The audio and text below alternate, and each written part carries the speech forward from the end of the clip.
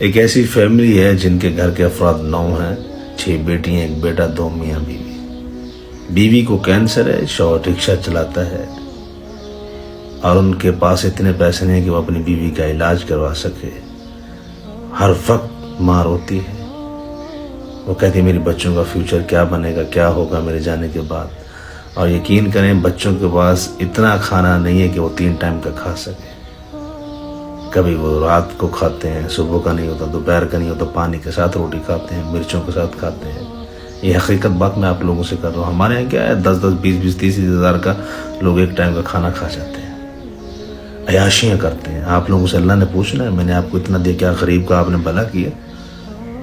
نہیں ہم کر رہے، ہم بے حس لوگ ہیں۔ خدا را میں آپ لوگوں کا ہاتھ جوڑتا ہوں، رمضان شریف ہے، اگر آپ ان کے لیے کچھ کرنا چاہتے ہو میں آپ کو ان کا ایڈریس بھی بتا دوں گا، نمبر بھی، سب کچھ آپ کو دعائیں